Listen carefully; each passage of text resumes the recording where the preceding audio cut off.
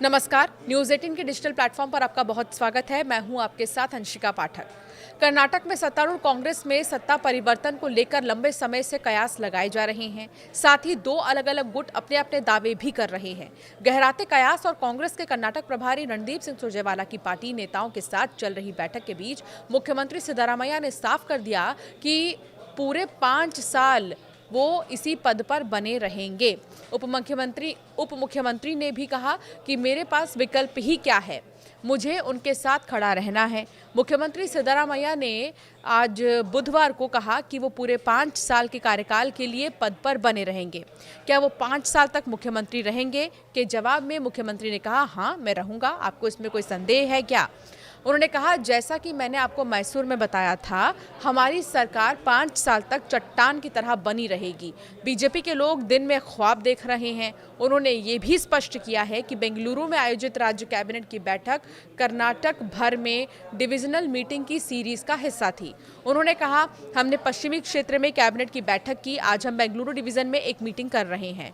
कुछ दिनों के बाद हम बेलगावी संभाग में भी बैठक करेंगे। हम विजयपुरा में भी बैठक करने पर चर्चा कर रहे हैं। मुख्यमंत्री ने आगे कहा कि आज बेंगलुरु डिवीजन की बैठक है, हम अपने घोषणा पत्र में घोषित सभी घोषणाओं को लागू करेंगे। उन्होंने भाजपा को सत्ता में रहने के दौरान अपने विकास कार्यों का सबूत दिखाने की चुनौती दी। उन्होंने कहा कि बीजेपी सत्ता में थे, उन्हें बताना चाहिए कि उन्होंने क्या किया है। जैसा कि हमारे डीके शिव कुमार कहते हैं, उन्होंने क्या किया है? उन्होंने कुछ नहीं किया है। स्वास्थ्य, शिक्षा, पीडब्ल्यूडी, ग्रामीण विकास, सिंचाई, उन्होंने कुछ नहीं किया है। कोई सबूत नहीं है। वे बस झूठ बोलते रहते हैं और लोगों को गुमराह करने की कोशिश करते हैं।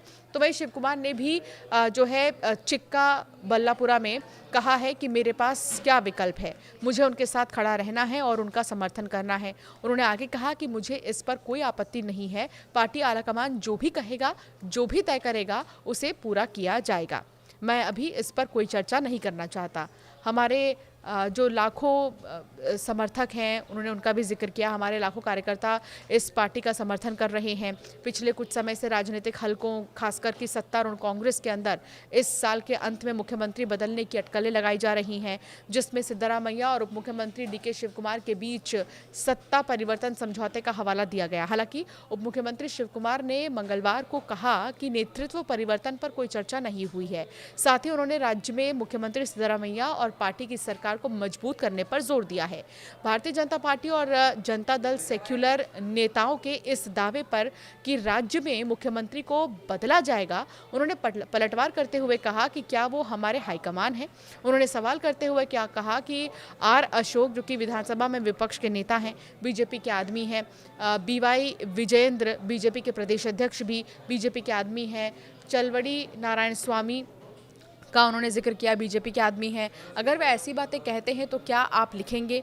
क्या आपको इसकी पुष्टि नहीं करनी चाहिए? इससे पहले बेंगलुरु में पत्रकारों से बात करते हुए शिव कुमार ने कहा था कि सत्तारूढ़ कांग्रेस के अंदर कोई असंतोष नहीं है और जब सिद्धरामैया मुख्यमंत्री हैं तो नेतृत्व के मसले पर यहाँ पर किसी भी तरह के विवाद की कोई ज़रूरत नहीं है। करीब 2 साल पहले मई 2023 में विधानसभा चुनाव के नतीजे घोषित होने के बाद मुख्यमंत्री पद के लिए सिद्धरामैया और शिव कुमार के बीच कड़ा संघर्ष चल रहा था। लंबे मान और मनौवल के बाद पार्टी नेतृत्व शिव कुमार को मनाने में कामयाब रही और उन्हें राज्य का उप मुख्यमंत्री बना दिया। हालांकि तब ये दावा भी किया गया, रोटेशनल चीफ मिनिस्टर फॉर्मूले के तहत दोनों नेताओं में समझौता हुआ है, जिसके अनुसार शिव कुमार 2.5 साल बाद मुख्यमंत्री बनेंगे। लेकिन पार्टी की ओर से इस पर आधिकारिक तौर पर कुछ भी नहीं कहा गया, न केवल मुख्यमंत्री को लेकर बल्कि एक और वजह से मुख्यमंत्री सिद्धरामैया जो है वो चर्चा में है, वो है भारत में हार्ट अटैक से होने वाली मौतों पर चर्चा तेजी से बढ़ रही है और ऐसा होना लाजमी भी है, खासतौर पर तब जब युवाओं में इस तरह का जो पैटर्न है वो देखने को मिल रहा है। लेकिन दरखाने में सरकार विरोधी लोग इस तरह की बातें दुष्प्रचारित करते रहे हैं कि कोविशील्ड का टीका लगवाने वाले लोग हार्ट अटैक का शिकार हो रहे हैं।